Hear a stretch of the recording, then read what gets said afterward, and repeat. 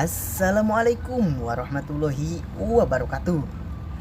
Oke teman-teman, di meja saya sudah ada handphone Vivo Y15s teman-teman. Nah ini untuk kerusakannya, LCD-nya pecah teman-teman. Nah padahal untuk Vivo Y15s ini, nah ini merupakan HP yang hitungannya keluaran baru teman-teman. Ini bisa kita lihat dari model handphonenya juga, dia tipe baru teman-teman. Nah, ini untuk slot SIM-nya ada di atas teman-teman ya. Nah untuk slot SIM-nya dia ada di atas, bukan di pinggir. Oke. Nah langsung saja kita bongkar ya untuk handphonenya teman-teman. Nah seperti biasa ini kita seset untuk si casingnya, untuk backdoornya teman-teman. Nah untuk pembukaan backdoor hati-hati teman-teman. Nah jadi untuk kasus Vivo Y15s ini dia ada soket fingerprint teman-teman. Nah jangan sampai begitu membuka backdoor si soket fingerprintnya ketarik teman-teman. Oke, ini kita buka terlebih dahulu ya untuk si frame penutup mesinnya teman-teman. Nah ini walaupun handphonenya keluaran baru, cuma kata user sudah ganti LCD yang kesekian kali teman-teman. Nah sebelumnya sudah pernah ganti LCD juga. Oke, kita disconnect baterainya, kita copot soket fingerprintnya teman-teman. Nah ini kemudian kita buka baterainya ya. Nah ini untuk seri Vivo, tinggal kita tarik saja teman-teman. Nah kita tarik, nah terbuka. Nah untuk plastik pelindung baterainya juga jangan lupa kita buka teman-teman. Nah ini kita buka semua supaya memudahkan saat pencopotan LCD. Oke. Nah ini karena LCD-nya sudah retak ya teman-teman. Nah jadi kita membukanya juga tidak terlalu khawatir teman-teman. Nah karena sudah retak dia. Nah ini tinggal kita panaskan sedikit supaya si lemnya leleh. Nah kemudian tinggal kita seset saja teman-teman. Oke, ini kita cari celah dulu ya. Nah cari celah untuk memasukkan plat kalengnya teman-teman. Nah kemudian kita masukkan plastik tipisnya teman-teman.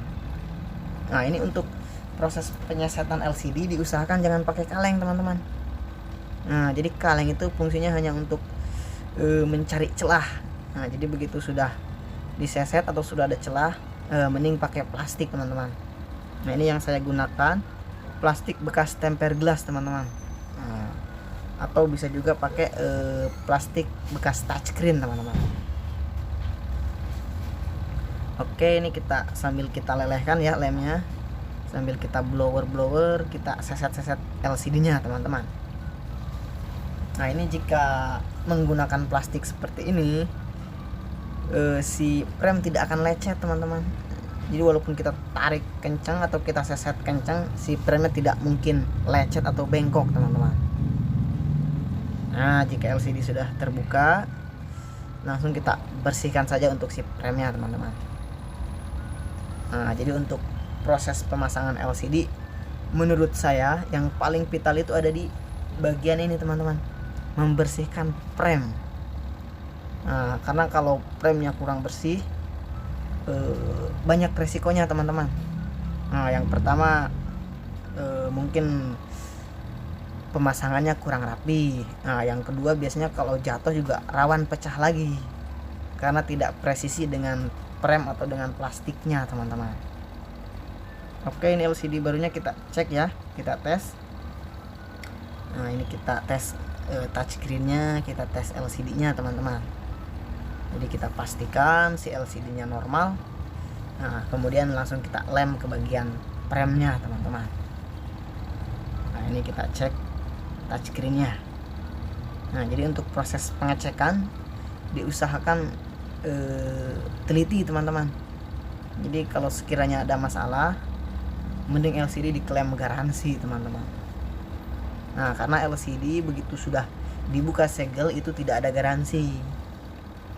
Oke, kita lem di bagian frame-nya ya. Nah ini kita lem. Nah untuk pengeleman bagian bawah diusahakan jangan terlalu banyak teman-teman, karena di situ ada fleksibel yang dikhawatirkan malah menyebabkan korslet teman-teman. Oke, ini kita presisikan ya. Jadi kita presisikan, kita kasih double tip atau kita kasih lakban teman-teman, supaya si LCD nya presisi dia. Oke, ini kita kasih lakban ya, kita presisikan, kemudian kita pasang untuk si soket LCD nya. Nah ini jangan lupa untuk si plastiknya juga kita pasang lagi teman-teman. Nah, supaya fleksibel LCD dia tidak goyang atau tidak longgar teman-teman. Nah kemudian kita pasang baterainya, dan setelah dilem juga kita cek untuk touchscreen-nya teman-teman. Nah jadi selagi touchscreen-nya, selagi si lemnya belum kering, LCD mesti kita cek teman-teman. Jadi kita pastikan normal, gak ada masalah. Nah kemudian tinggal kita tunggu si LCD nya kering. Nah karena kalau ada masalah, tiba-tiba korslet atau si fleksibel kena lem, bisa kita buka lagi teman-teman. Oke, ini kita tunggu ya, kita cas. Nah ini setelah saya diamkan dan kering, LCD kita cek lagi sebelum kita rapihkan teman-teman. Nah jadi sebelum dirapihkan kita tes lagi. Nah, jika sudah oke, baru kita rapihkan dan handphone bisa langsung kita kasih ke usernya teman-teman. Oke, kita matikan ya, kita rapihkan untuk handphonenya teman-teman. Nah jadi untuk proses penggantian LCD untuk seri-seri Vivo, Oppo, nah itu kategorinya mudah teman-teman. Jadi kita tidak perlu banyak membongkar mesin atau yang lainnya teman-teman. Jadi cukup bongkar backdoor, copot baterai, dan LCD bisa langsung dipasang teman-teman. Soalnya banyak kasus-kasus yang kayak di Samsung, kayak di Infinix atau Xiaomi. Nah justru untuk mengganti LCD itu perlu membuka mesin bagian bawah dan bagian atas teman-teman. Nah jadi kalau menurut saya pribadi, untuk pemasangan LCD yang seri Vivo atau Oppo ini hitungannya mudah teman-teman. Nah jadi teman-teman juga kalau mau mencoba di rumah, nah mungkin tidak terlalu sulit. Oke, ini setelah kita baut semua, kita rapatkan lagi ya. Hati-hati untuk soket fingerprintnya ke jepit teman-teman. Jadi kita paskan, kita rapihkan, kemudian kita rekatkan lagi untuk backdoornya teman-teman. Nah ini untuk proses pemasangan backdoor juga jangan terlalu tekan teman-teman. Jadi diusahakan pelan-pelan pakai perasaan. Nah ini kita pasang lagi SIM tray-nya, kemudian kita cek lagi untuk touchscreen-nya.